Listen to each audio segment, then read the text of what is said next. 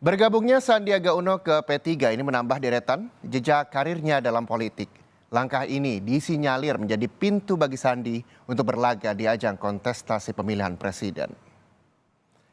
Nama Sandiaga Uno terus dijagokan di Pilpres 2024, baik sebagai calon presiden maupun calon wakil presiden. Berlabuhnya Sandi ke P3 seakan memberikan angin baru bagi Sandi di tengah bursa bakal calon wakil presiden yang sudah dijajaki oleh 3 nama bakal calon presiden. Masih belum ada kepastian kemana langkah politik Sandi nantinya. Apakah maju sebagai bakal cawapres atau maju menjadi calon presiden dengan menggeser salah satu capres yang sudah ada.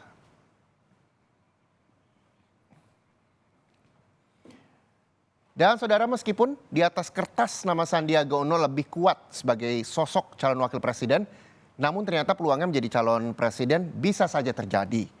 Meski hasil survei tidak signifikan, namun dinamika politik memungkinkan Sandi melangkah maju sebagai calon presiden. Dan kita akan lihat bagaimana ini dia survei elektabilitas Sandiaga Uno versi Litbang Kompas.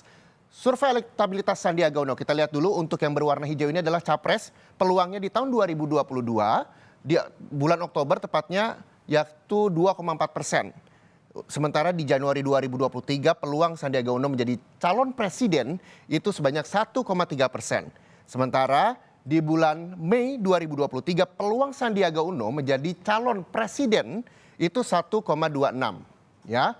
Selanjutnya yang memang menjadi elektabilitas terbesar Sandiaga Uno itu adalah calon wakil presiden. Jadi survei menurut Litbang Kompas menunjukkan di Oktober 2022 survei untuk Sandiaga Uno menjadi calon wakil presiden sebesar 10,6%. Selanjutnya Januari 2023 12,4%, angka ini akan terus naik, tapi di bulan Mei 2023 angka 12,4% turun menjadi 11,9%. Walau demikian, elektabilitas Sandiaga Uno sebagai calon wakil presiden masih banyak begitu ya, didukung oleh masyarakat Indonesia. Dan selanjutnya saudara, kita lihat lagi soal apakah langkah Sandiaga Uno bergabung ke P3 ini akan berdampak pada elektoral ke depan, karena kita tahu bahwa Sandiaga Uno sebelumnya berada di Partai Gerindra, begitu ya.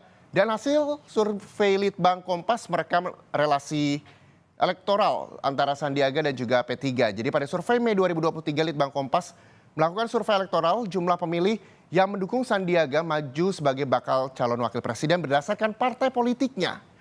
Kalau kita lihat lagi, ini dia memang paling tinggi di survei Mei 2023 itu Sandi berada di Partai Gerindra. Ini adalah partai yang sebelumnya ada Sandiaga Uno, walaupun sekarang sudah resmi menggunakan jaket hijau begitu ya. Kalau di PDIP 16,7, Demokrat 10,4, Partai Golkar 6,3, Nasdem dan juga PKS 5,6, PKB 4,9%, PAN 4,2%, dan saat ini yang berada di Partai Ka'bah gitu ya, di P3 2,8% untuk Sandiaga Uno. Sementara untuk di Partai Perindo itu di 2,1%. Selanjutnya lagi kita lihat bagaimana memang respon pemilih Partai Gerindra ini tercatat paling tinggi. Sekali lagi karena Gerindra adalah partai yang dinaungi Sandiaga Uno sebelum ke P3 begitu ya. Selanjutnya survei juga menangkap pengalaman memimpin yang dilakukan Sandiaga Uno menjadi pertimbangan yang banyak sekali disebutkan responden ketika memilih nama Sandiaga Uno sebagai calon wakil presiden. Meskipun secara usia tidak lagi masuk kategori kelompok pemilih milenial, dan nyatanya hasil survei menunjukkan gaya dan juga gestur Sandiaga lebih dekat dan membumi di kalangan pemilih muda. Apakah itu efek dari Instagram kita juga belum tahu begitu ya. Tapi terlepas dari itu adalah pertimbangan pilih Sandi jadi cawapres diantaranya adalah memiliki pengalaman dan juga prestasi sebagai pemimpin. Itu presentasinya ada di 27,3%. Lalu bagi yang ingin memilih Sandiaga Uno sebagai cawapres karena memiliki pribadi yang sederhana dan merakyat. Alasan itu mendapatkan persentase 23,1%. Tegas dan berwibawa ada 7%, berpendidikan tinggi 6,3%, muda berjiwa pengusaha 5,6%. Itu dia bagaimana pertimbangan para pemilih untuk memilih Sandiaga Uno sebagai calon wakil presiden. Selanjutnya kita lihat lagi ini adalah bagaimana pertimbangan yang masih memang banyak dipilih masyarakat milenial khususnya kepada Sandiaga Uno dan juga masyarakat Indonesia.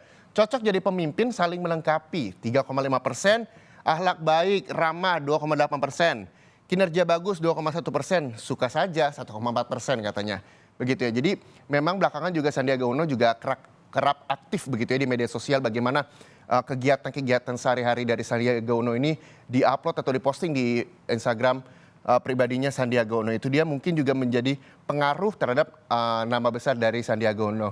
Dan juga jejak karir politik dan bagaimana beliau bersikap di depan masyarakat Indonesia itu juga memang menjadi salah satu pertimbangan dari elektabilitas Sandiaga Uno.